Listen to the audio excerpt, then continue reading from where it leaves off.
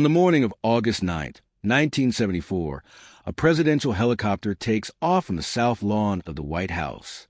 Inside is Richard Nixon, the 37th President of the United States, the first in history to resign. The cameras capture his last image, a defeated man raising both arms in his signature victory sign. But this time, the gesture seems empty, almost grotesque. But how did the most powerful man in the world reach this moment of utter humiliation? What secrets lay behind the marble walls of power? The answer begins 2 years earlier, on a seemingly ordinary June night. It's the early morning of June 17, 1972. Washington, D.C. sleeps under a cloudy summer sky. On the banks of the Potomac River stands a WATERGATE complex, a complex of modern buildings housing luxury apartments, offices, and a hotel. The curvaceous structure, with its staggered white balconies, represents the opulence of the American capital. The sixth floor of the office building houses the headquarters of the Democratic National Committee, the operational heart of the party that opposes President Nixon. The lights are off. Silence reigns in the hallways. No one imagines that in these dark hours, the greatest political scandal of the 20th century is brewing. Frank Wills, a 24-year-old African-American security guard, is on his usual night patrol. It's a solitary and monotonous job.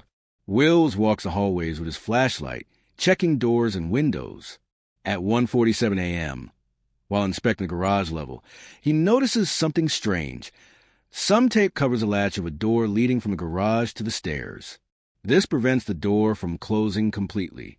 Wills frowns. Probably some maintenance worker left it that way to make his job easier. He removes the tape and continues his patrol. But something doesn't add up. His instinct tells him to go back. 30 minutes later, when he passes the same spot again, he discovers someone has placed another tape on the same latch. His heart beats faster. This isn't an oversight. Someone wants to keep that door open. Someone is inside the building. Frank Wills doesn't hesitate. From the lobby phone, he dials 911. It's 2:30 a.m. His voice is calm, but firm as he informs the Washington Metropolitan Police of a possible break-in. The dispatchers send out the alert. Within minutes, 3 officers in an unmarked patrol car are heading to the WATERGATE. Officers Carl Schaffler, John Barrett, and Paul Leeper are in plain clothes because they've been working on an undercover operation. They arrive at the complex at 2:52 a.m. Wills greets them at the entrance and shows them the taped-off door. The officers ascend the stairs, searching floor by floor. The building appears deserted. Every door is closed. Every office is silent. But on the 6th floor, something catches their attention. Through the frosted glass of the Democratic National Committee doors, the police officers see flashlight beams moving inside. Someone is inside. The officers draw their guns and bang authoritatively on the door. They shout, identify themselves as police. For a few endless seconds, all is silent. Then the door slowly opens. Inside, hands raised, are 5 men dressed in business suits and surgical gloves. They look like executives in the midst of a night shift, except for one disturbing detail. They are carrying sophisticated electronic surveillance equipment, cameras, $100 bills in numerical sequence, and wiretapping devices. The officers immediately arrest them. The 5 men offer no resistance. They remain strangely calm, as if this were part of an expected protocol. Their names are recorded in the police report. Bernard Barker, Virgilio Gonzalez, Eugenio Martinez, James McCord, and Frank Sturgis. At the police station, as the detainees are being processed, disturbing details begin to emerge. 4 of the men are Cuban Americans residing in Miami. The 5th, James McCord, is different. Upon reviewing his papers, investigators discover that McCord is listed as head of security for committee to re-elect the president. In other words, he works directly for Richard Nixon's campaign. This discovery transforms what seemed like a simple burglary into something much more complex. Why does the head of security for the Republican presidential campaign lead a team of intruders into the Democratic Party offices? In the address books of those arrested, one name appears again and again, Howard Hunt, accompanied by the initials WH, which everyone in Washington knows stand for White House. The pieces of a terrifying puzzle begin to take shape. The summer sun illuminates Washington on the morning of June 17th. The editors of the major newspapers received the first reports on the Watergate arrest. For most, it is a minor story, a failed burglary barely worth a paragraph on the inside pages. The United States is in the midst of an election campaign. Nixon is seeking re-election with sky-high approval ratings following his historic trip to China and his negotiations to end the Vietnam War. The Democrats, meanwhile, are divided and weakened. At the offices of the Washington Post, a prestigious but not the most powerful newspaper in the capital, 2 metropolitan reporters are assigned to cover the arrest. One is Bob Woodward, a 29-year-old journalist, a Yale graduate and former naval officer. The other is Carl Bernstein, 28 years old, a college graduate with no degree who started as a newspaper boy and rose through the ranks through sheer talent and tenacity. Neither imagines that this seemingly trivial case will consume the next 2 years of their lives. On Monday, June 19th, the 5 arrested men appear before the judge. The courtroom is almost empty. Few journalists consider the hearing worth covering. Bob Woodward is there, taking notes. The judge asks each defendant their occupation, for respond that they are Cuban anti-communists. But when James McCord's turn comes, his answer makes Woodward jerk his head up. McCord says, security officer, recently retired from the Central Intelligence Agency, the CIA. The judge asks where he currently works. McCord replies clearly, at the committee to re-elect the president. The silence in the courtroom thickens. Woodward senses something big has just been revealed. A former CIA agent, working for the presidential campaign, arrested spying on the offices of the opposition party. This isn't a simple burglary. It's a political intelligence operation. But who ordered it? How far back does the chain of command go? That same afternoon, Ron Ziegler, the White House press secretary, faces reporters. He is young, barely 33 years old, loyal to the core to President Nixon. Questions about the Watergate arrest catch him off guard, but he responds with rehearsed poise. He calls the incident a third-rate matter and says it doesn't merit the president's time to comment. The Nixon administration, Ziegler explains, has absolutely no connection with this alleged sabotage attempt. His tone is disdainful, almost mocking. The reporter seems satisfied with the answer. After all, why would a president on his way to a landslide election risk everything on such a crude spy operation? It doesn't make sense. Most of the media drops the story. But Bob Woodward and Carl Bernstein don't. At the Washington Post offices, Woodward and Bernstein begin to dig deeper. They review every detail of the arrest. The $100 bills found on the intruders had consecutive serial numbers, indicating they came from the same source. Who financed the operation? Reporters call sources at the FBI, the Justice Department, the CIA. Most refuse to talk. Those who do speak do so quietly, making sure no one overhears. There's fear. There's pressure from above to bury the investigation. But some federal agents, concerned about the integrity of their institutions, begin to leak information in small doses. One name comes up again and again: Gordon Liddy, campaign lawyer for the re-election committee, a former FBI agent known for his extreme ideas and fanatical loyalty to the president. The reporters feel they are touching on something enormous, a conspiracy that could reach the highest levels of government. Meanwhile, inside the White House, panic grips the president's closest advisors. H.R. Haldeman, the chief of staff, a meticulous and ruthless man, meets with John Ehrlichman, the domestic policy advisor. The two are known as the gatekeepers of Berlin for their iron control over access to the president. In private meetings, they discuss how to contain the damage. President Nixon himself is informed. His initial reaction is disdainful. He considers the arrest a blunder by overzealous subordinates. But he quickly understands the potential danger. If a direct connection is established between those arrested in the White House, his re-election campaign could be at risk. A decision is made. Deny everything, downplay the incident, and if necessary, sacrifice some pawns to protect King. The summer of 1972 unfolds. Richard Nixon travels the country campaigning, greeted by cheering crowds. Polls give him an insurmountable lead over his Democratic rival, George McGovern. The Watergate arrest seems forgotten, buried under avalanches of news about the Vietnam War and the economy. But in a small, cluttered office at the Washington Post, Two young journalists work late into the night. They have hundreds of stories, dozens of unanswered calls, and only one certainty. They are following the money trail, and that trail is leading them straight to the heart of power in America. Woodward looks at Bernstein and says something neither of them will ever forget. This is going all the way up, I'm sure of it. But how high? And who else will fall when the truth finally comes out? It's 2 a.m. Bob Woodward walks through the empty streets of Arlington, Virginia. He's left his car several blocks away.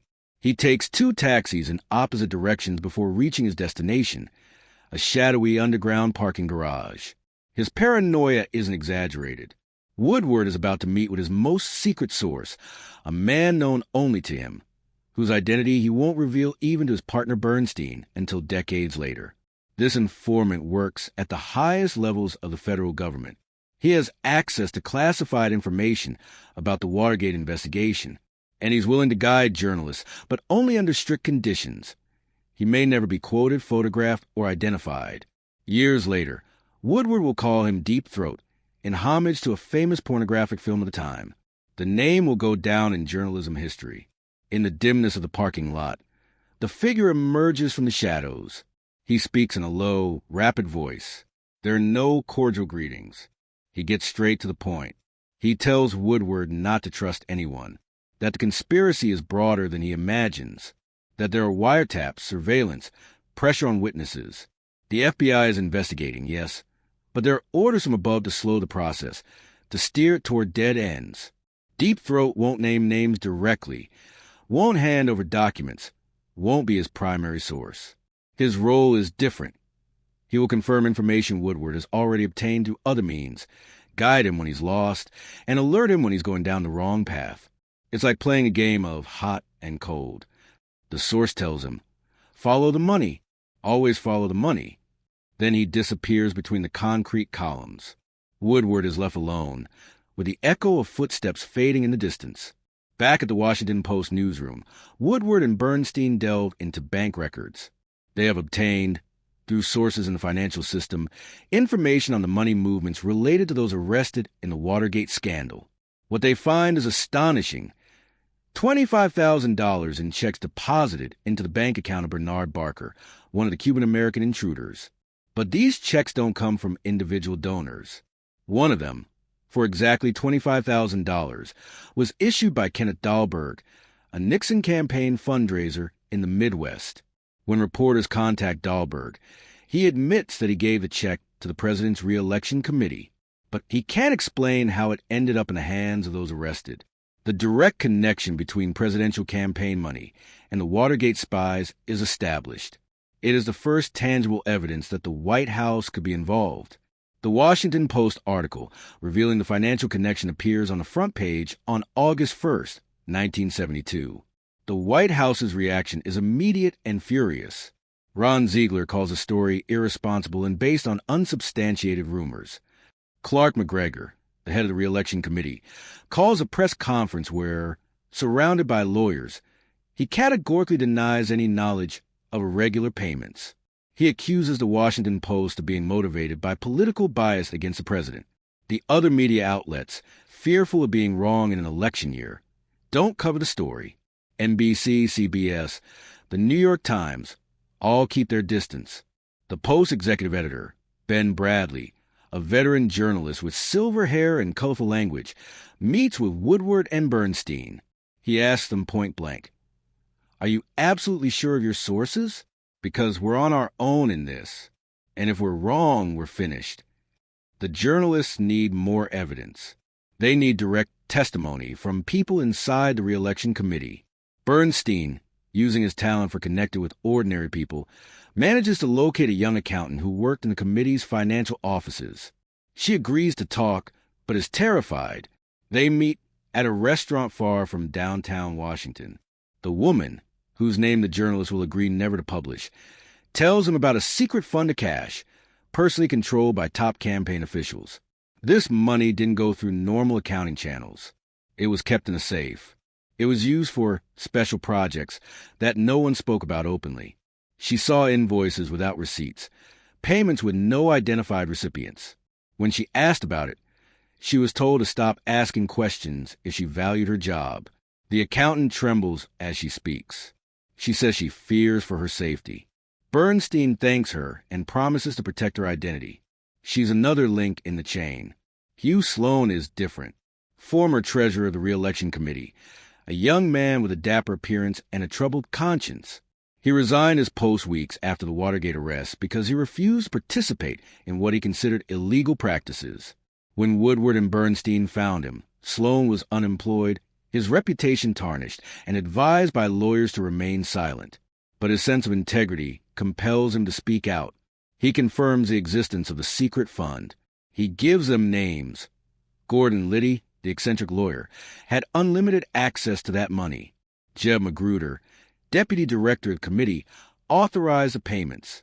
And above all, controlling everything was John Mitchell, former U.S. Attorney General and President Nixon's campaign manager. Mitchell, one of the most powerful men in the administration and a personal friend of Nixon's for decades, was directly involved in financing political espionage operations. Bernstein decides to do something bold and potentially dangerous. Call John Mitchell directly. It's late at night. Mitchell is in New York in his apartment. When he answers the phone, his voice sounds thick. He's probably been drinking. Bernstein identifies himself as a reporter for the Washington Post and informs that they're going to publish a story about his control of the secret fund. There's a long silence. Then Mitchell explodes in an alcoholic rage. His language is obscene and threatening. He tells Bernstein that Katharine Graham, the Post publisher, is going to end up with her tits caught in a juicer if they publish this story. It's a veiled but clear threat. Mitchell vehemently denies the accusations, but his violent reaction confirms to the reporters that they've struck a nerve. The next day, the Post publishes a story identifying Mitchell as a controller of the secret fund. It's a devastating blow. The former Attorney General, the man who was supposed to uphold the law, is accused of financing illegal activities. As the scandal slowly unfolds in the pages of the Washington Post, the rest of the country seems unfazed. It is the fall of 1972. The election is approaching. Richard Nixon is crisscrossing the United States, presenting himself as the president of peace and prosperity. He has achieved diplomatic overtures with communist China, something unthinkable years ago. He has begun détente talks with the Soviet Union. He has reduced the number of U.S. troops in Vietnam. His message of law and order resonates with conservative voters. His rival, George McGovern, is perceived as too liberal, too soft on communism. The Watergate allegations are dismissed by most as fabrications by the Nixon-hating liberal press. Presidential rallies attract tens of thousands. Banners read for more years. Victory seems inevitable. Following the money trail, Woodward and Bernstein uncover another parallel operation. Its code name, Political Sabotage or Dirty Tactics Operations. The man in charge is Donald Segretti, a young lawyer hired specifically to sabotage the Democratic candidates' campaigns during the primaries. The journalists find people who worked with Segretti. The stories they tell are astonishing. Fake letters sent to newspapers accusing Democratic candidates of sex crimes, operatives infiltrating rival campaigns to create internal chaos, anonymous calls at midnight to harass volunteers, fake flyers with incorrect information about campaign events. A whole web of deception designed to weaken the Democrats before they reach the general election, and all paid for with money from the secret fund. Segretti, when confronted, admits to the activities but insists he was only following orders. Orders from whom? The trail leads to Dwight Chapin, President Nixon's personal assistant, a man who works literally feet away from the Oval Office. Sources confirm that Chapin recruited Segretti, oversaw his activities, and approved his financing. For the first time, a dirty operation is directly linked to a White House employee, not from the Re-election Committee, but from the presidential residence itself. The distance between Richard Nixon and the crime shortens dramatically. When the Post publishes this connection, the White House again denies everything. Chapin issues a formal statement denying any knowledge of illegal activities. But the journalists have documents. They have testimony. They have the bank check trail. Denial is no longer enough. The circle closes. On November 6, 1972, Richard Nixon achieves one of the most crushing electoral victories in American history. He wins 49 of the 50 states. He secures more than 60% of the popular vote. It's an overwhelming mandate. His supporters celebrate across the country. The president appears on television, thanking Americans for their trust. He speaks of the nation's bright future, of continuing his successful policies. He doesn't mention Watergate. For the vast majority of the country, that affair was behind him, irrelevant. But in the offices of the Washington Post, Woodward and Bernstein know something the rest of the country doesn't yet understand. The election is over, but the story is just beginning. Now, without the pressure of the campaign trail, they can dig deeper, they can push harder. And they will. At the end of November, the federal grand jury indicts the 5 Watergate burglars and 2 additional conspirators. Howard Hunt, the former CIA agent whose name appeared in the arrestees' notebooks, and Gordon Liddy, the fanatical lawyer for the re-election committee. 7 men will face trial for conspiracy, burglary, and wiretapping. Their lawyers suggest they will plead guilty to avoid a lengthy trial. The White House breathes a sigh of relief. If the defendants quietly accept their guilt, the scandal will end there. They will be punished with prison terms.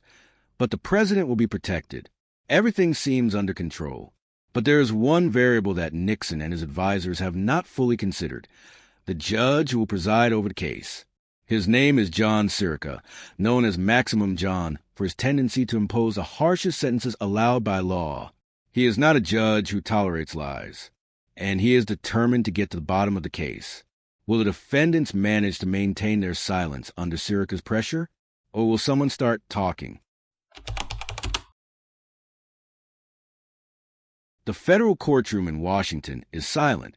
It is January 1973. Behind the bench sits Judge John Sirica, 69 years old.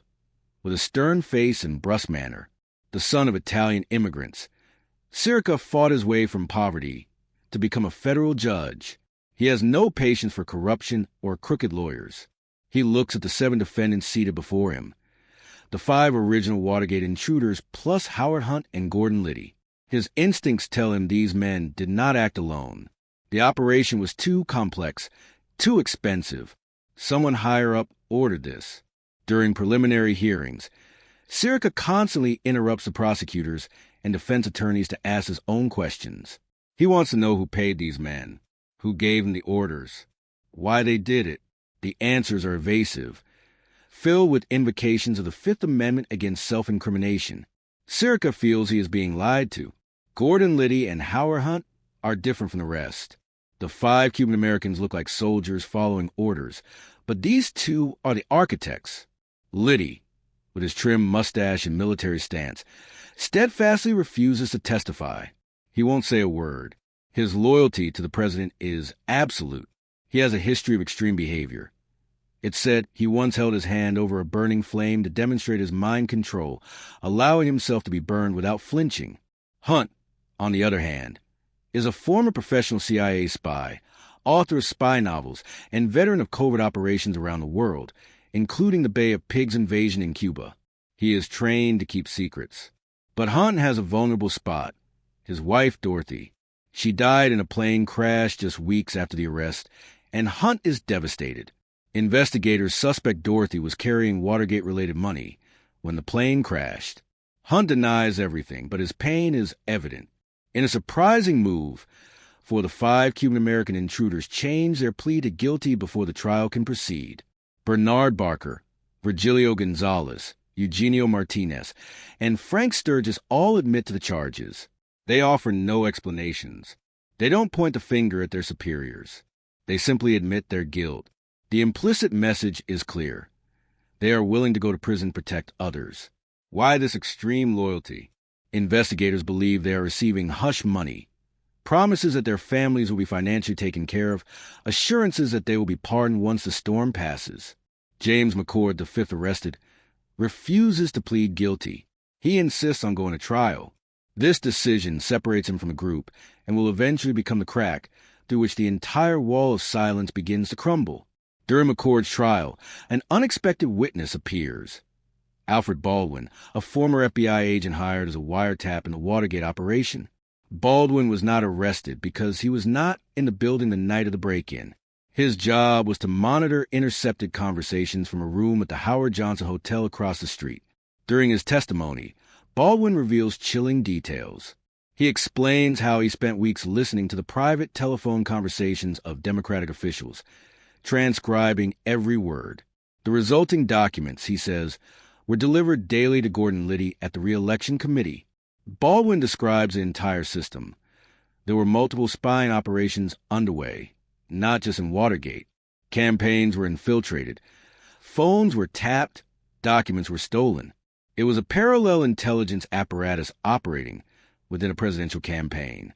Baldwin's testimony is devastating, but it still doesn't directly connect to the White House.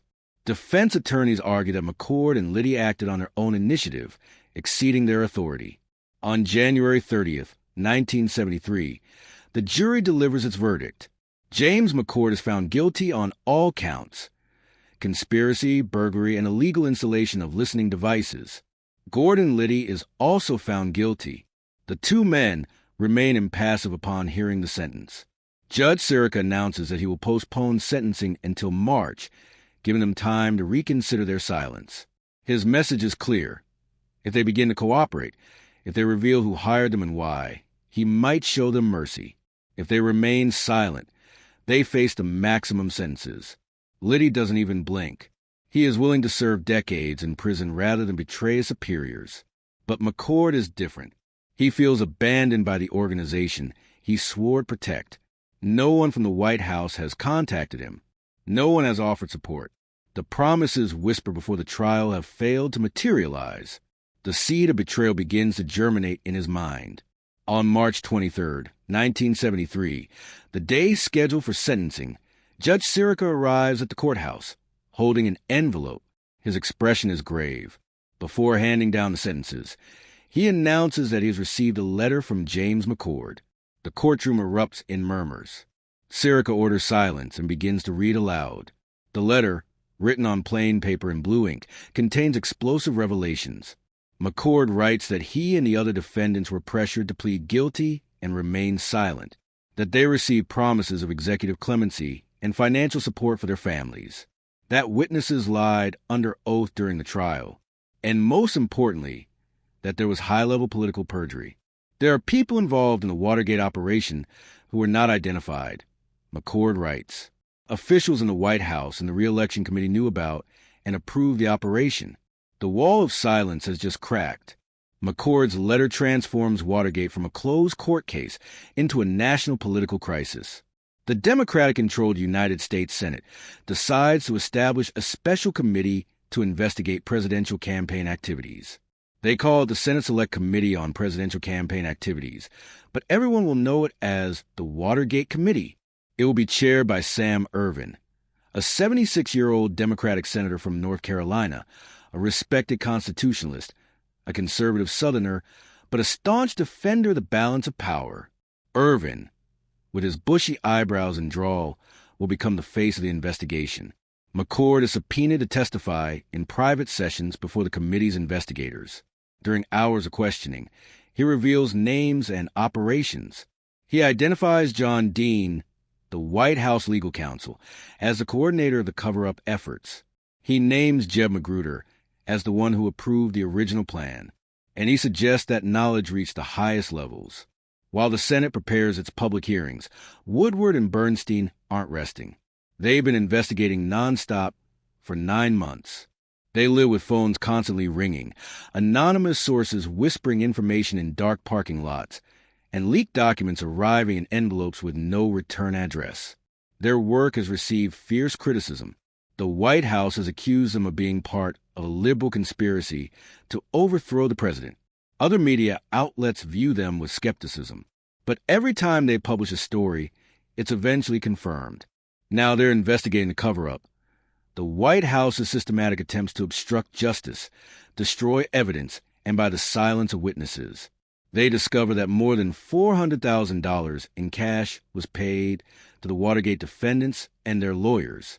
The money came from the secret campaign fund. The payments were made secretly in late-night meetings, in envelopes stuffed with $100 bills.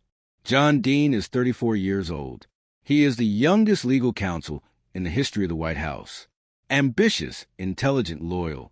After the Watergate arrest, Nixon assigned him to investigate internally what had happened and ensure the White House was protected. Dean coordinated the cover-up. He authorized payments to defendants, helped fabricate testimony, destroyed compromising documents.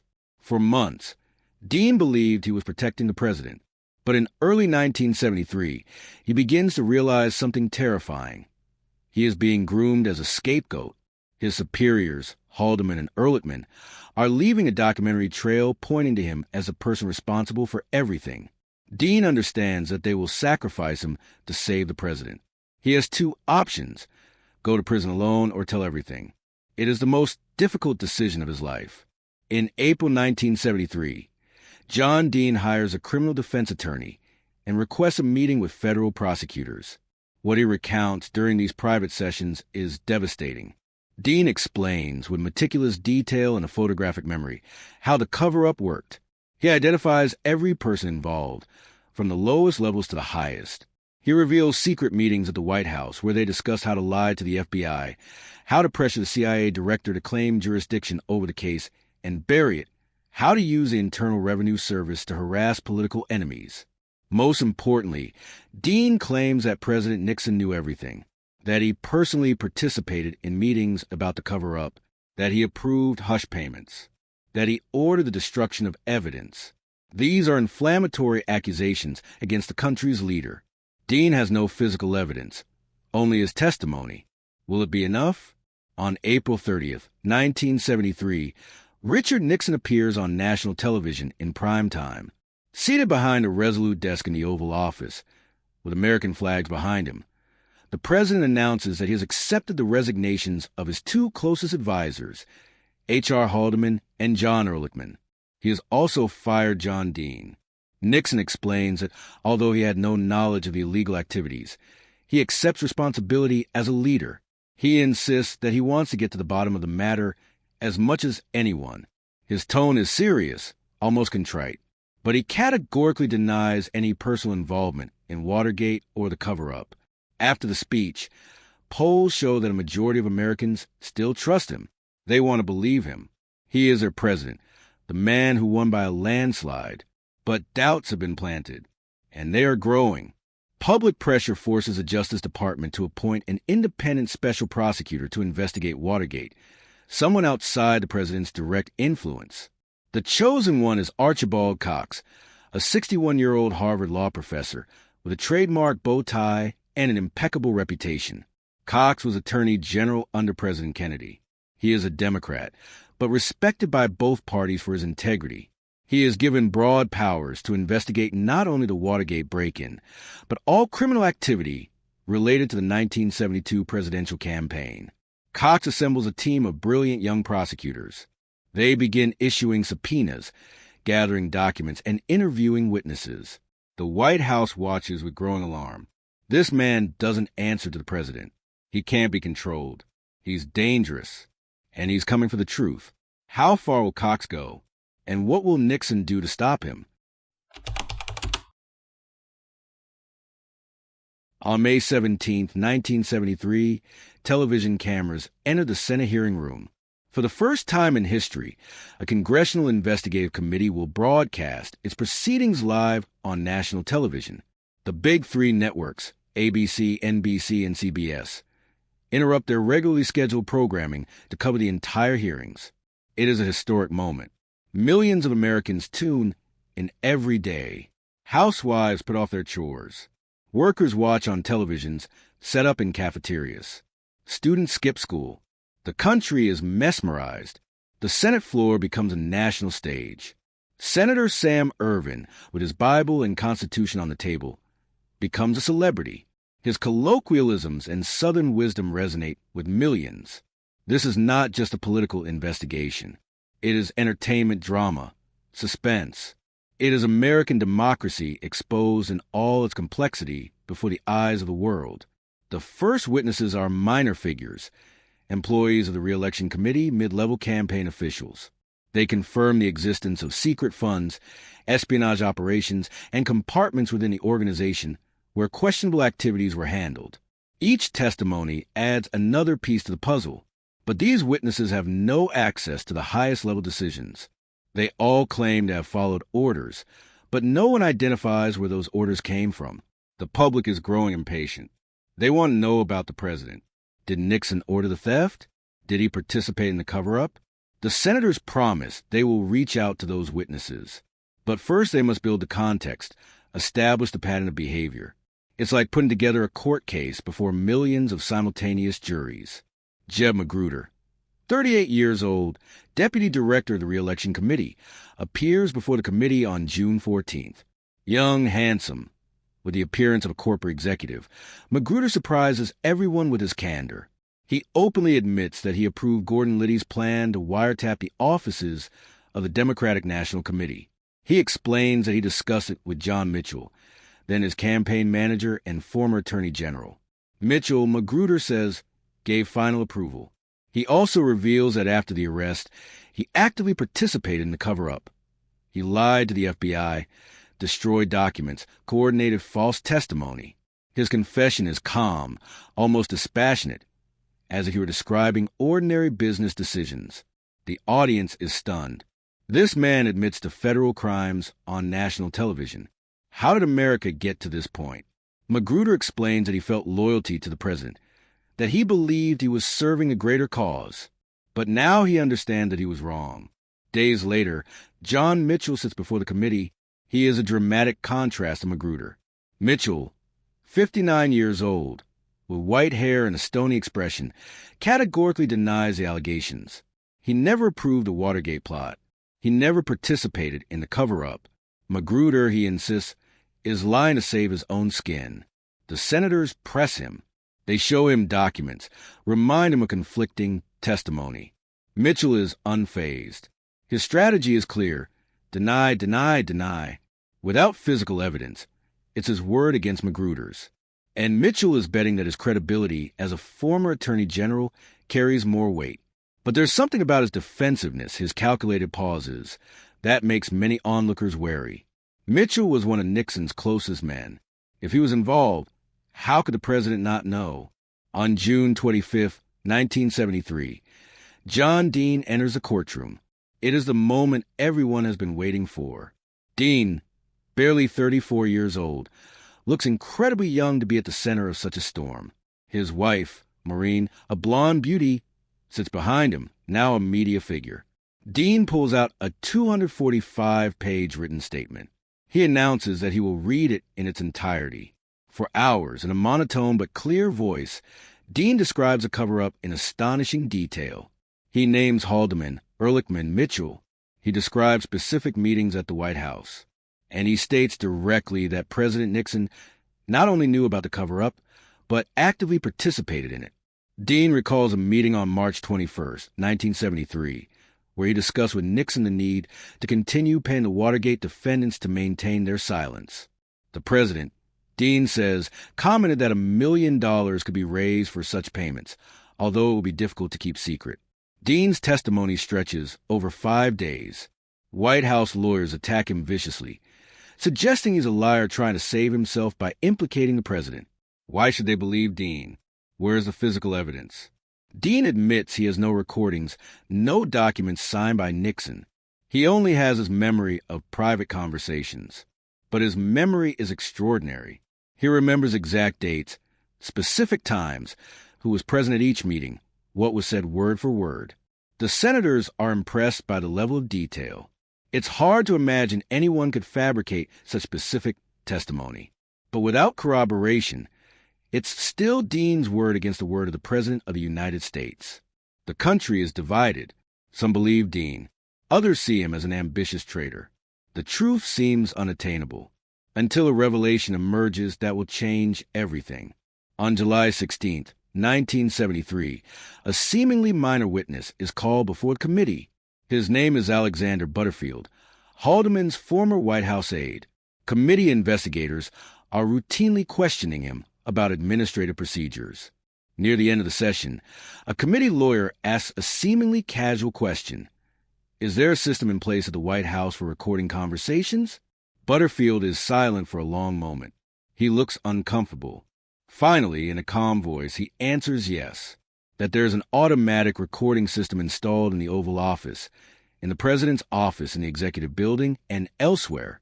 All of the president's conversations have been recorded since 1971. The silence in the room is total. The senators look at each other, incredulous. Recordings? Is there physical evidence of every conversation Dean described? The revelation of the recording tapes completely transforms the case. It is no longer a question of who to believe. The tapes contain the objective truth of what was said in the White House. If Dean is telling the truth, the tapes will prove it. If he is lying, the tapes will expose him. Special Prosecutor Archibald Cox and the Senate committee immediately issue subpoenas demanding access to the recordings. Specifically, they request the tapes of the conversations Dean described in his testimony. The White House panics. Nixon and his lawyers instantly understand the potential disaster. Those tapes, they know, contain devastating evidence. Not only will they confirm Dean's testimony about the cover-up, but they will reveal much else besides: obscene language from the president, racial and anti-Semitic slurs, discussions about using government agencies to attack political enemies. The release of those tapes will completely destroy his presidency. On July 23, 1973, Richard Nixon issues a formal statement refusing the subpoenas. He invokes executive privilege, a constitutional principle that protects certain presidential communications from public disclosure. Nixon argues that a president should be able to speak freely with his advisors without fear that every word will eventually be made public. If presidential confidentiality is violated, he reasons, no future president will be able to govern effectively. It's a legal argument with some merit, but in this context, it seems like a transparent excuse. The American public is asking, what is he hiding? If the tapes would prove his innocence, why isn't he releasing them voluntarily? Nixon's refusal fuels suspicion. Presidential approval ratings, which had fallen from 67% after his reelection to 45% in April, continue to plummet. Special Prosecutor Cox and the Senate committee take the matter to court. A legal battle ensues that will go all the way to the Supreme Court. White House lawyers argue that executive privilege is absolute when it comes to presidential advisors discussing matters of state. Prosecutors argue that no privilege can protect evidence of criminal activity. Judge John Sirica, who is handling the Watergate criminal case, orders Nixon to hand over the tapes. Nixon appeals. The Washington Circuit Court of Appeals upholds Sirica's order. Nixon appeals again. Meanwhile, the Senate hearings continue. More witnesses come forward. The pattern of deception, abuse of power, and obstruction of justice becomes increasingly clear. But without the tapes, there is no definitive proof. During the summer of 1973, the public perception of Richard Nixon transforms dramatically. Televised hearings have exposed Americans to a world of corruption many didn't imagine possible. The government sworn to represent law and order turns out to be rife with criminals. The president who promised honesty appears to be at the center of a massive conspiracy. Polls show that a majority now believe Nixon knew about the cover-up. Protests begin to appear outside the White House. Signs call for his resignation. Editorials in conservative newspapers that were once supported begin to express doubts. Even within the Republican Party, some members of Congress begin to distance themselves from the president. Nixon becomes increasingly isolated, spending days at Camp David or his Florida residence, avoiding Washington. But he cannot escape the storm surrounding him. On October 20th, 1973, something unprecedented happened.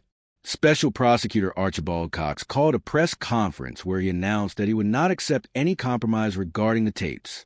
He demanded full compliance with the subpoenas. That night, Nixon ordered Attorney General Elliot Richardson to fire Cox.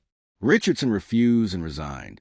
Nixon then ordered Assistant Attorney General William Ruckelshaus to fire Cox.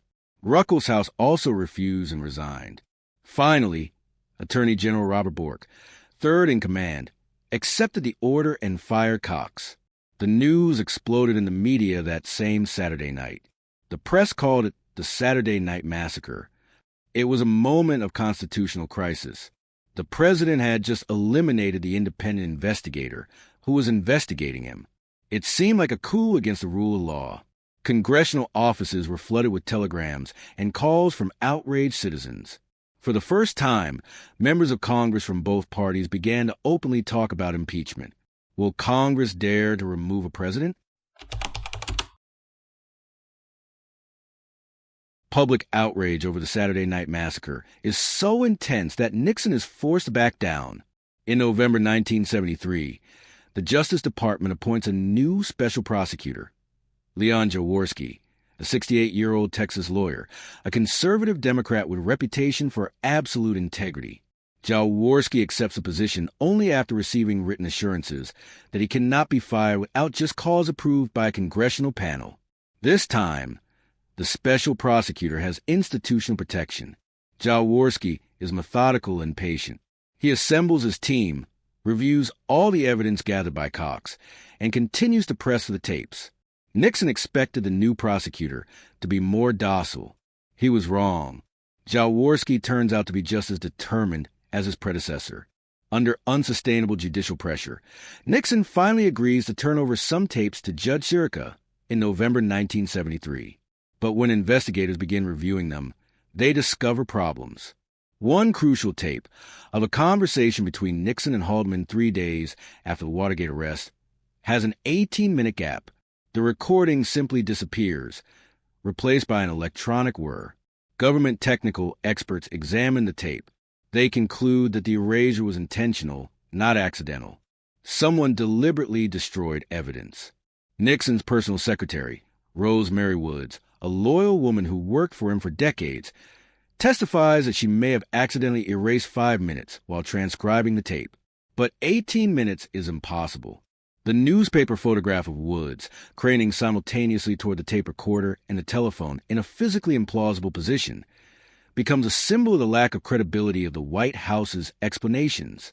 As the battle over the tapes continues, other scandals emerge. Investigative journalists discover that Richard Nixon paid minimal federal taxes during his years as president.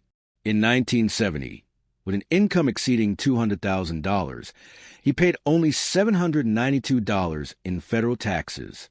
How?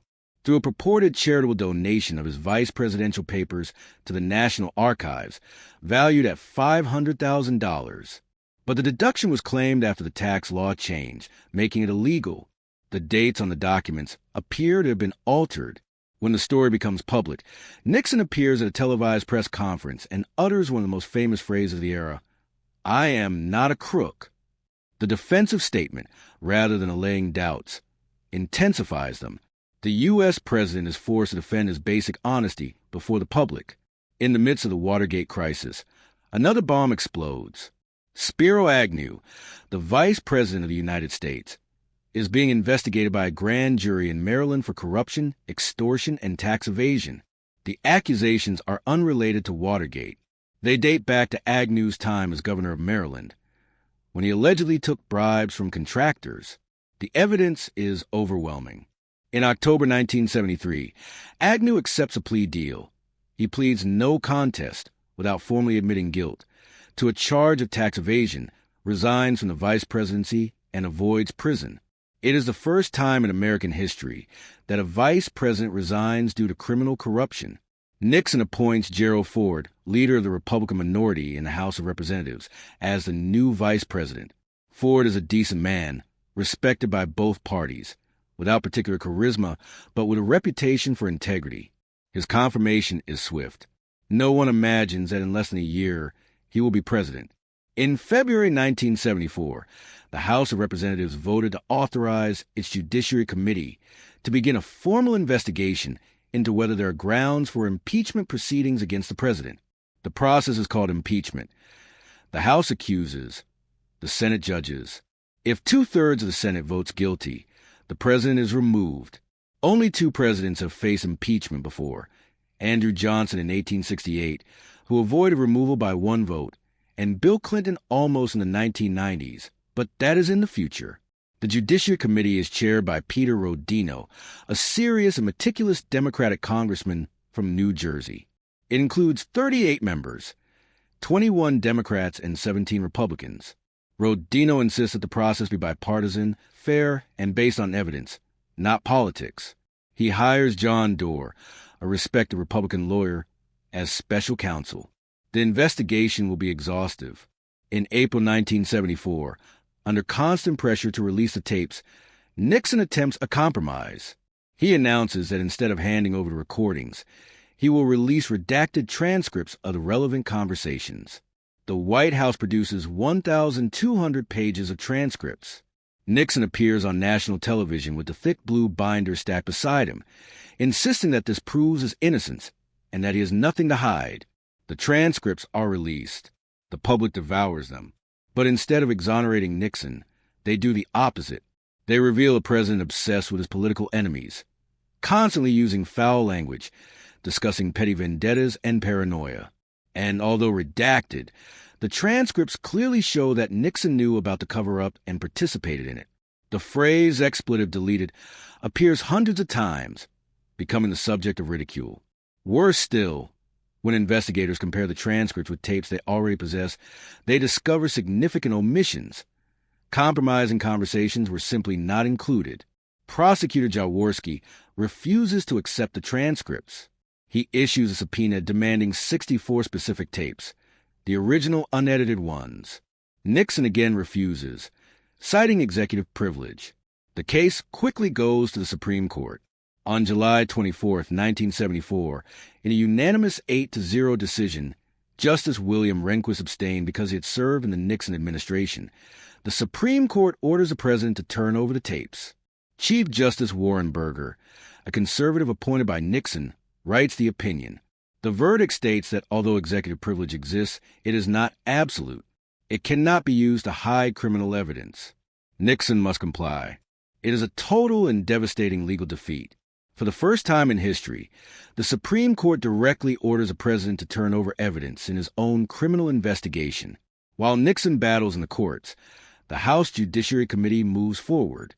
For 6 months, the committee has reviewed thousands of documents, interviewed dozens of witnesses, and exhaustively analyzed evidence. In July 1974, final deliberations begin. The sessions are televised. The country watches as 38 congressmen, one by one, explain their votes. The debate is solemn, constitutional, and moving. Even Republicans who supported Nixon ruefully admit that the evidence is overwhelming. On July 27th, the committee approves the first article of impeachment, obstruction of justice. The vote is 27-11. 6 Republicans join all the Democrats. On July 29th, they approve a second article, abuse of presidential power. On July 30th, a third article, contempt of Congress for refusing to comply with subpoenas. The charges are formally established. Nixon will become the first president in American history to face impeachment in the Senate for serious crimes. But he still has support. Many Republicans in the Senate say they will vote to acquit him. The final battle is looming. On August 5th, 1974, comply with the Supreme Court's order, the White House turned over the final tapes to Attorney General Jaworski. Among them is a recording from June 23, 1972, just 6 days after the Watergate arrest. Nixon's lawyers listened to it first. They are horrified. The tape captures a conversation between Nixon and Haldeman, where they discuss how to use the CIA to stop the FBI's Watergate investigation. Nixon suggests that the CIA tell the FBI that the investigation interferes with national security operations and must be halted. This is clear, unequivocal obstruction of justice, in the president's own voice. And it happened when Nixon was publicly denying any knowledge of the affair. This tape destroys all his defenses. The lawyers tell Nixon that it must be released. There is no way to hide it. They call it the smoking tape, the smoking gun that proves a crime. On August 5th, the White House releases a transcript of the June 23rd tape, along with a statement from Nixon admitting that its content contradicts his previous statements. He tries to downplay it, saying it was an error in judgment in the midst of the crisis. But it is too late. The impact is immediate and devastating. The 10 Republicans on the Judiciary Committee who had voted against impeachment now announce they will change their votes. Senate Republican leaders, who had promised to defend Nixon, now say they will vote for removal. Polls show that 2/3 of Americans want him to resign. Cabinet members begin to resign. The Republican Party goes into complete panic. Republican congressmen facing re-election in November demand that Nixon resign so as not to drag them into defeat. Nixon's presidency crumbles in real time. At the White House, Richard Nixon is unraveling emotionally. He spends days locked in his private chambers, drinking heavily. He talks to himself. He calls aides in the middle of the night for incoherent conversations. His daughter Julie and his wife Pat are devastated. The staff doesn't know what to do. There is genuine concern about his mental stability. Secretary of Defense James Schlesinger, alarmed, issues secret orders to military commanders not to obey any instructions from the president without further confirmation from either the Secretary of Defense or the Secretary of State. It is a terrifying moment. The commander-in-chief is being effectively cut off from military control for fear of what he might order in his desperation. On August 7th, 3 senior Republican leaders visit the White House: Senator Barry Goldwater, Senate Minority Leader Hugh Scott, and House Minority Leader John Rhodes. They tell Nixon the brutal truth. He has fewer than 15 votes of support in the Senate. He needs 34 to avoid impeachment. He doesn't have them. He must resign. That night of August 7th, 1974, Richard Nixon finally accepts the inevitable. He informs his family of his decision. Pat cries. His daughters beg him to fight, but Nixon is exhausted. He has lost. On the evening of August 8th, he summons his closest advisors and cabinet. Many are weeping. At 9 p.m. Eastern Time, Nixon appears on national television from the Oval Office. In a controlled but tense voice, he announces that he will resign the presidency effective at noon the following day. He never admits guilt. He says only that he has lost the political support necessary to govern. He speaks of his accomplishments: the opening with China, détente with the Soviet Union, the peace efforts. His tone is defensive, even in defeat. Millions watch, many with satisfaction, others with sadness, some with disbelief. The most powerful president in the world has just resigned in disgrace. What will happen tomorrow? Who is now the President of the United States? And most importantly, will Nixon ever face criminal consequences for his actions? The morning of August 9th, 1974, dawns overcast in Washington. Inside the White House, the staff is hurriedly packing the Nixon family's personal belongings. There are boxes everywhere. The atmosphere is funereal. Richard Nixon has slept little. He rises early and wanders through the historic rooms he has occupied for 5.5 years. At 9:30, he meets with the White House staff in the East Room. It's an extraordinarily emotional moment. Employees who have worked with him for years are gathered: secretaries, aides, Secret Service agents. Nixon steps onto a small podium. His family is behind him: Pat, his daughters Tricia and Julie, and his sons-in-law. Television cameras capture everything. Nixon begins to speak without a prepared text. His words are disjointed, rambling, strangely personal. He talked about his father, a man who failed in business but never gave up. He talked about his mother, whom he calls a saint. His voice cracks. Tears roll down the cheeks of some present. Nixon reflects on failure and perseverance. He never mentions Watergate. He never apologizes.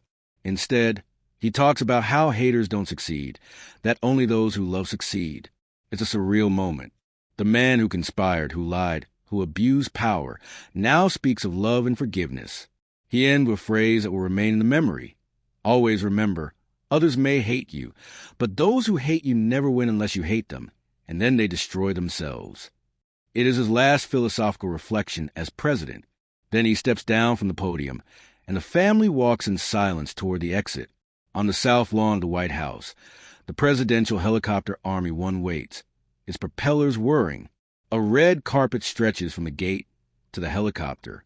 Gerald Ford, who will become president in a matter of hours, is present with his wife, Betty, to say goodbye. Nixon and Ford briefly shake hands. No words are audible over the roar of propellers. Nixon turns to the cameras, raises both arms in his signature V for victory sign one last time. The gesture seems hollow, almost pathetic. Then he climbs the helicopter stairs. Pat follows. The doors close. The helicopter slowly rises, moves away from the White House, crosses the Potomac River, and disappears into the gray sky. On board, Nixon gazes out the window at the building that was his home and fortress. He can hardly believe this is happening. At 11:35 a.m., the helicopter lands at Andrews Air Force Base. Nixon boards Air Force One for the last time.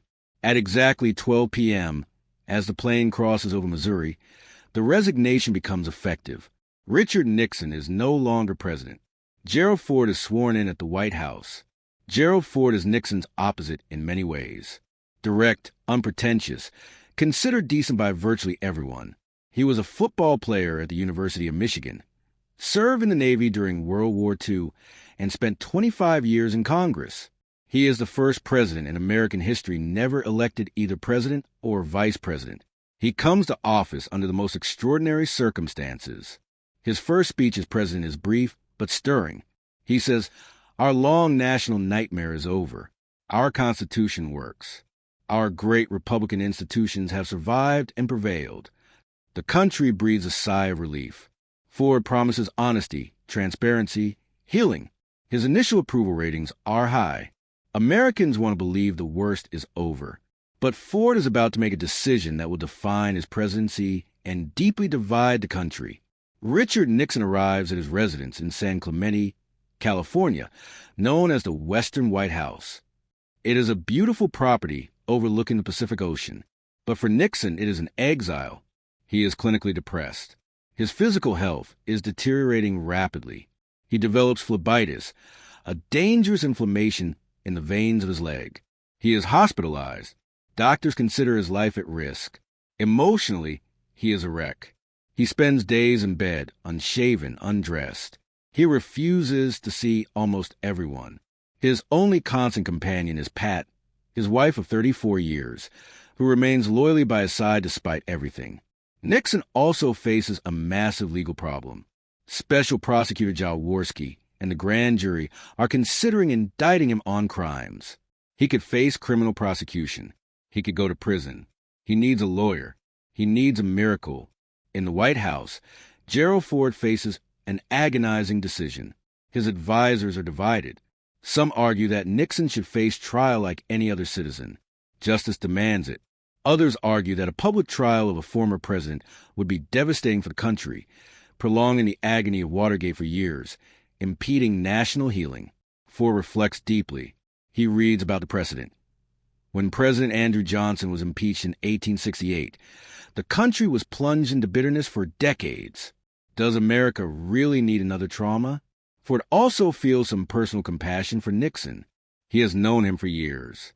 He knows that Nixon is physically and emotionally broken. And there's a practical consideration. As long as the national attention is on Nixon, Ford cannot govern effectively. He cannot focus on the economy, on foreign policy, on anything. Nixon's ghost will haunt him. On September 8, 1974, just 1 month after becoming president, Gerald Ford appears on national television on a Sunday morning. What he announces stuns the nation. He grants a full and unconditional presidential pardon to Richard Nixon for all crimes he may have committed against the United States during his presidency. Nixon will not be impeached. He will not face trial. He will not go to prison. Ford explains his reasoning. The nation needs healing, not revenge. A trial of Nixon would consume the country for years. It is time to look forward. Nixon and his family, Ford says, have suffered enough. The backlash is explosive and immediate.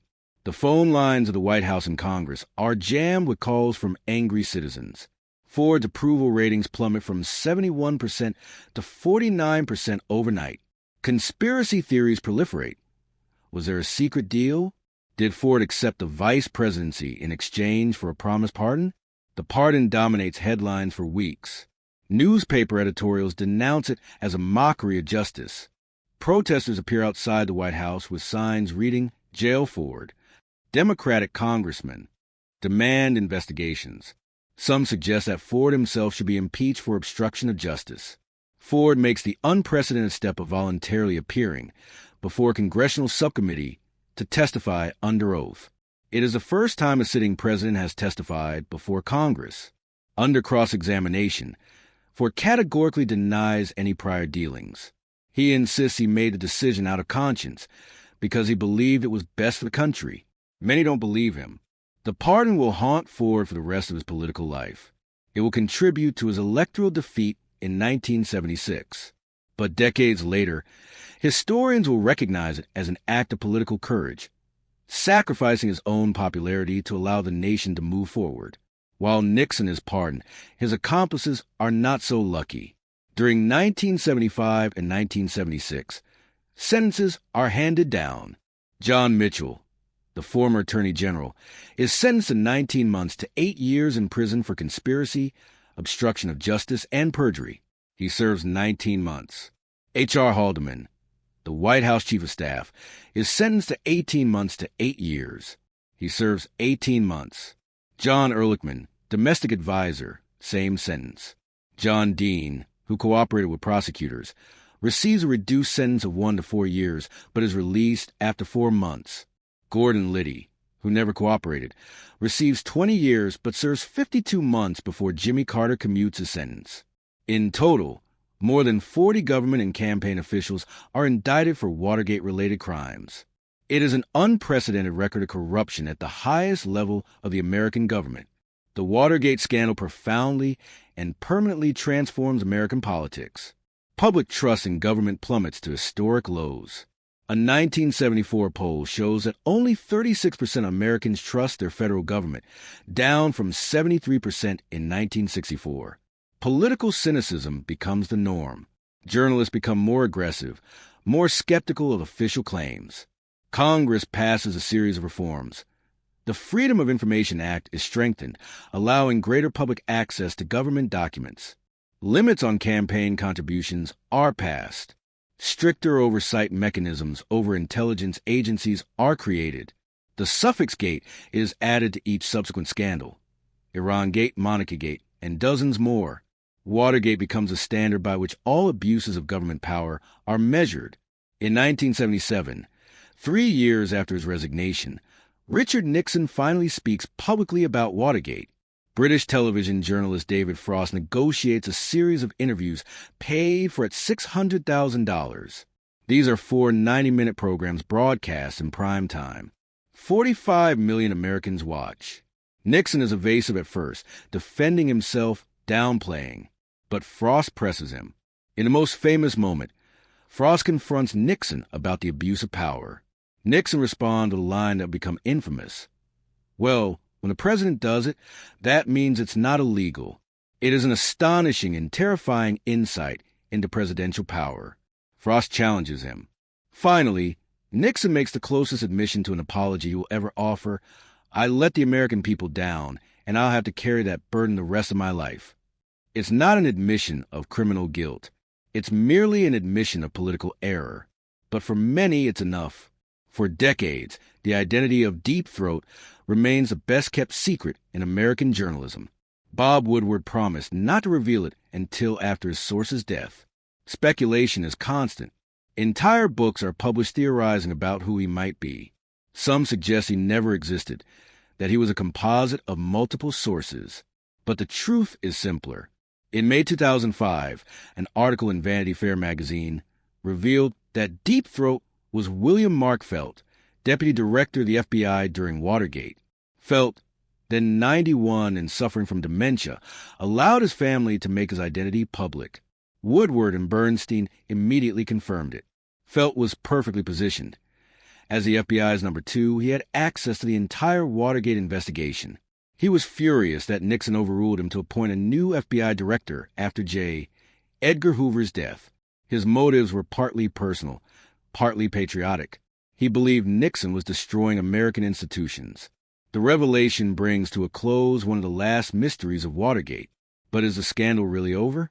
Or do its repercussions continue to shape American politics to this day? Richard Nixon doesn't disappear after his resignation. He spends the following years meticulously trying to rehabilitate his reputation. He writes his memoirs, a massive 1,100-page book published in 1978, in which he offers his version of events. He writes several more books on foreign policy, where he is respected for his expertise. He gradually begins to emerge from his self-imposed exile.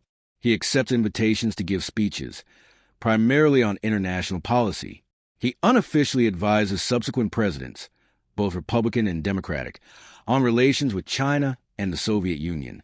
His knowledge in these areas is genuine and valuable.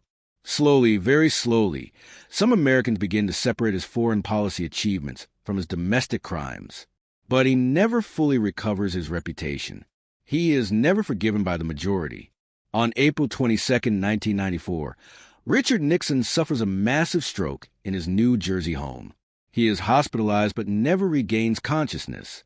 For days later, on April 27th, he dies at the age of 81. Presidents Gerald Ford, Ronald Reagan, George H.W. Bush, Jimmy Carter, and Bill Clinton attend his funeral. It is a recognition of the office he held, not necessarily of the man. The eulogies are carefully balanced. They acknowledge his foreign policy achievements while implicitly acknowledging the shadows of Watergate. President Clinton, in his eulogy, says that Nixon paid a terrible price for his mistakes. No subsequent president will cite Nixon as a model or inspiration. His legacy remains permanently tainted. Historical polls of presidents consistently rank him in the bottom third, often near the bottom. Woodward and Bernstein became legends of journalism. Their book about the Watergate investigation, All the President's Men, published in 1974, was an instant bestseller. In 1976, it was turned into a hit movie starring Robert Redford and Dustin Hoffman. The film romanticized investigative journalism, presenting it as heroic, thrilling, and crucial to democracy. An entire generation of young people decided to study journalism, inspired by Woodward and Bernstein. Journalism schools experienced massive increases in applications during the 1970s and 1980s. The Washington Post established itself as one of the most prestigious newspapers in the world. Katharine Graham, its editor, became an icon. But the legacy is complex. Journalism became more confrontational, more skeptical, sometimes cynical. The relationship between the press and government was never the same. Congress, responding to Watergate, passes significant reforms. The Campaign Reform Act of 1974 sets strict limits on campaign contributions and spending and creates the Federal Election Commission to oversee compliance. The Ethics in Government Act of 1978 requires senior officials to disclose their personal finances. The Foreign Intelligence Surveillance Act of 1978 regulates wiretaps for national security reasons. Congress establishes permanent intelligence oversight committees. Presidential power is curtailed on multiple fronts. But many reforms are eventually weakened or circumvented. Supreme Court decisions like Citizens United in 2010 effectively strike down many campaign finance restrictions. The pendulum swings. The lessons of Watergate are remembered, but not always applied. Every president since Nixon grapples with the legacy of Watergate. Gerald Ford, as we saw, never recovers from pardon. Jimmy Carter wins in 1976 by presenting himself as the anti-Nixon, honest, transparent, a Washington outsider. His promise, "I will never lie to you," resonates with voters fed up with corruption. Ronald Reagan, though a Republican, distances himself from Watergate by emphasizing an optimistic future rather than dwelling on the past. George H.W. Bush, who served in various roles during the Nixon era but was not tainted by Watergate, carefully navigates the issue. Bill Clinton, ironically, faces his own impeachment trial in 1998 for lying about a sexual affair, and the Clinton case is frequently compared to Watergate. The comparisons do not favor Clinton, although Democrats argue that his offenses were far less serious than Nixon's. The scandal permeates American culture.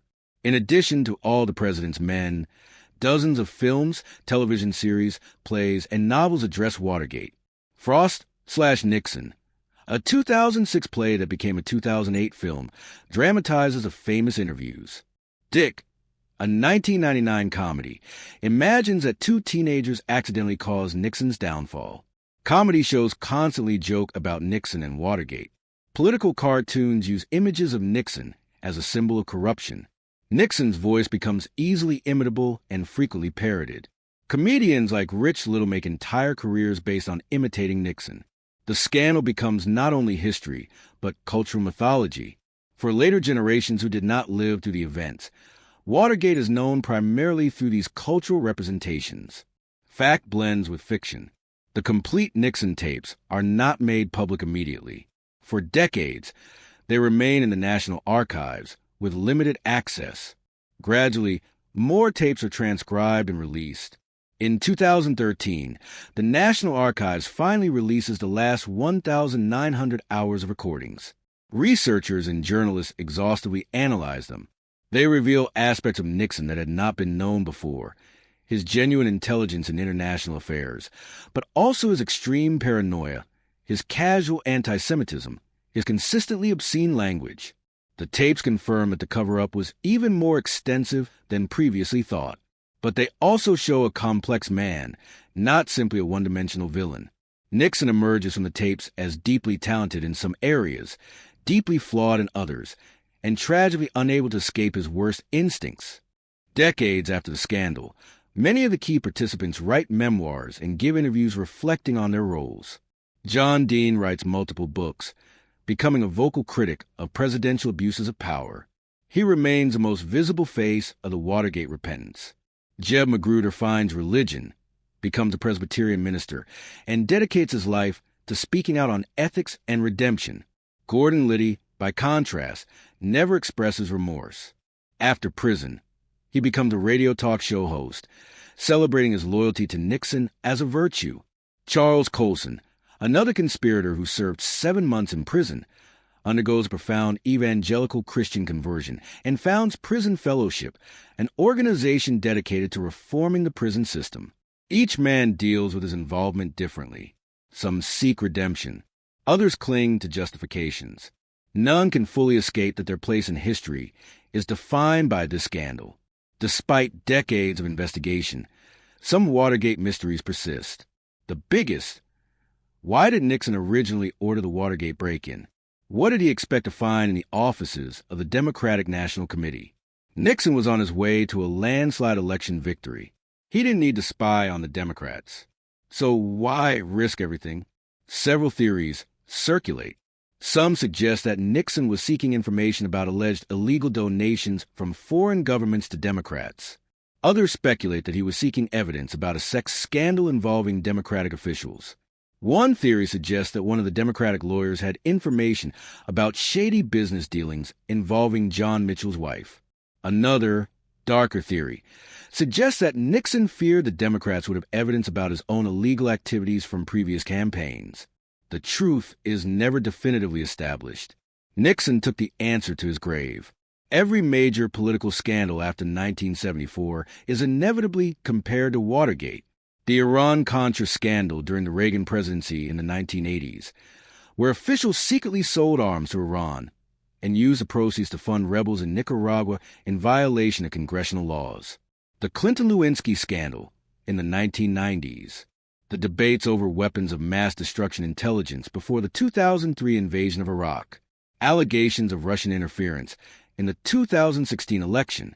2 impeachment proceedings against President Donald Trump in 2019 and 2021. In each case, commentators ask, is this worse than Watergate? Does it rise to the level of Watergate? The answer is usually no.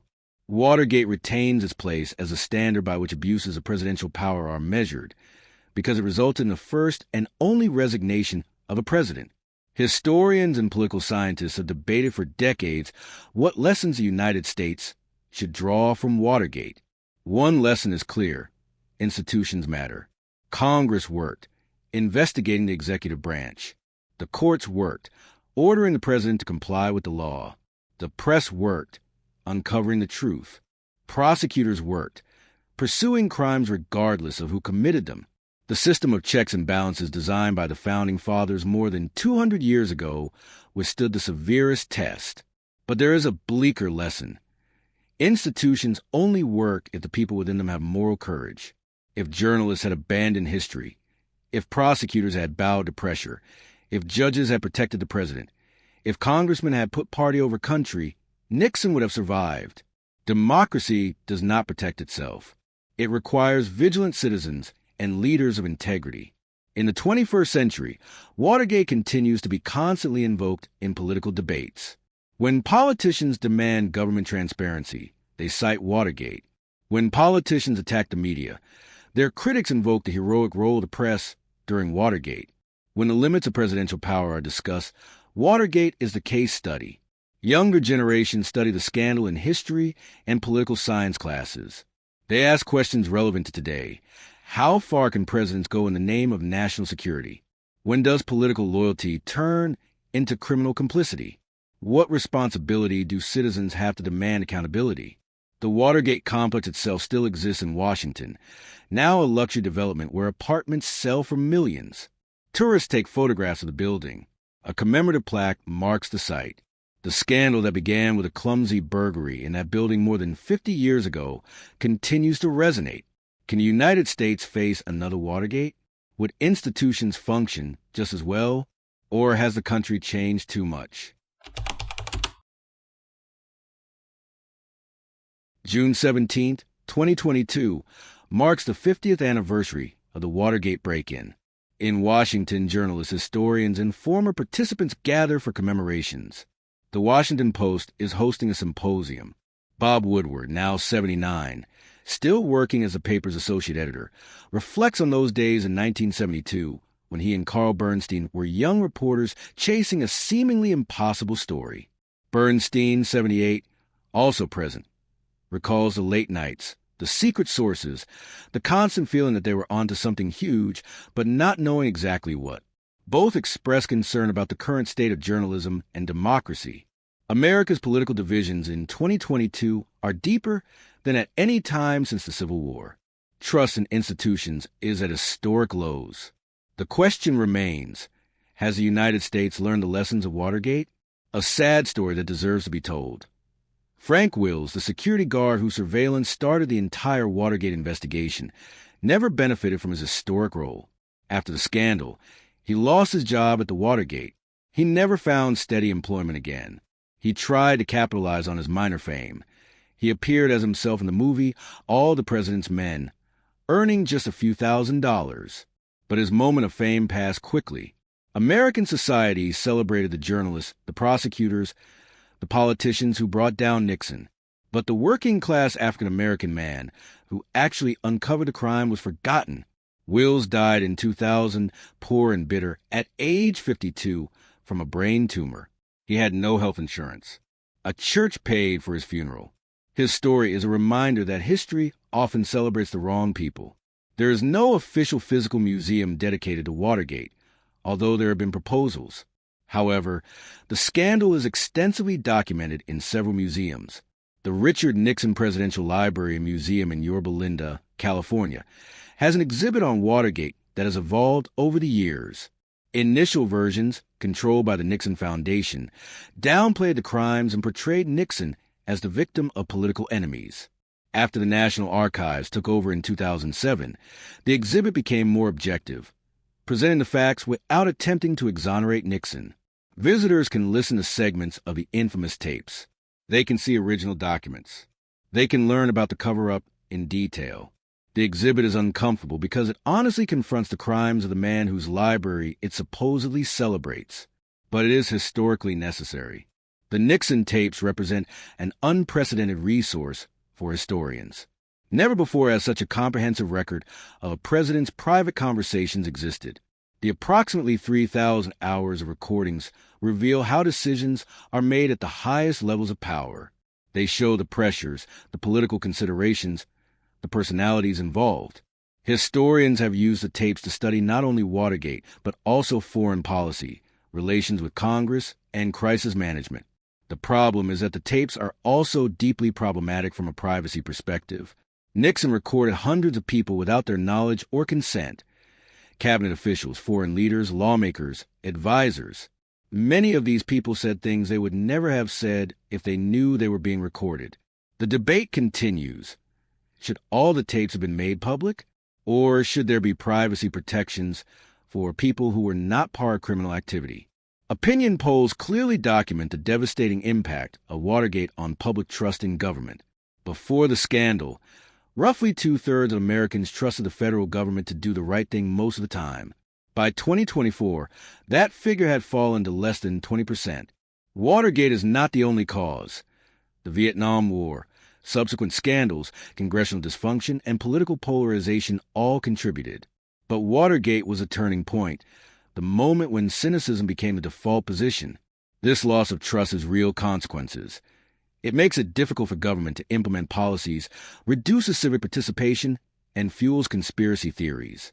Some argue that the healthy skepticism Watergate produced is positive, that citizens should question their leaders. Others lament that distrust has become so extreme that effective governance is nearly impossible.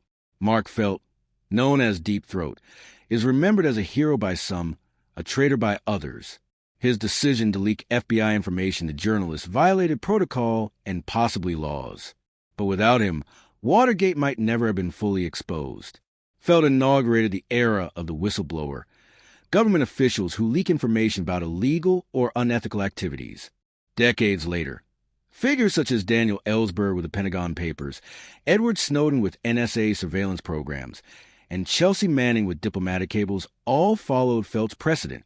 The United States has struggled to find the right balance, protecting the government's legitimate need for secrecy while creating safe channels for employees to report misconduct. Whistleblower protection laws exist but are inconsistently enforced. Felt died in 2008 at age 95, his reputation rehabilitated by some, questioned by others. How should history remember Richard Nixon? It's a complicated question. His foreign policy achievements were genuine and significant. The opening with Communist China in 1972 transformed global geopolitics. His détente negotiations with the Soviet Union reduced Cold War tensions.